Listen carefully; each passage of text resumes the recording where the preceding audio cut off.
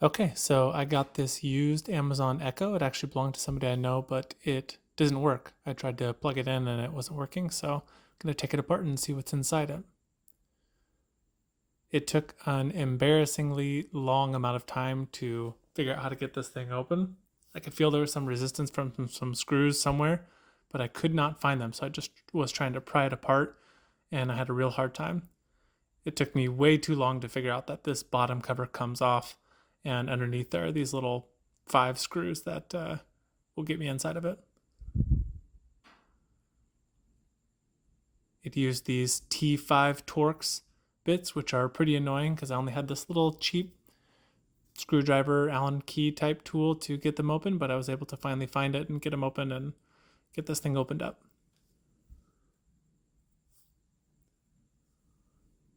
There was actually a disappointingly small amount of stuff actually in here, and I got to hand it to Amazon. Obviously, they had a really efficient design, and it was incredibly sturdy and had lots of screws.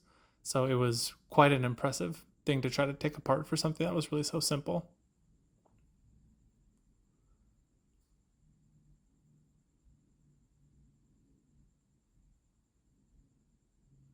Once I finally got it open, I found most of this thing was shielded with this big metal piece, I guess, to keep it apart.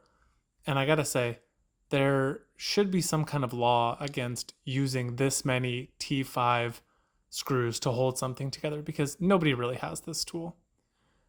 By the time I finally got this thing open, I could not take any more screws, so I got my just drill and powered through them all to get the rest of this case open to see what was inside. You can see I got these 2 little boards so far out of this. And I gotta say, when I finally got inside this thing, it was very disappointing to open it up. Overall, I would say this thing is very well made, but not worth taking apart.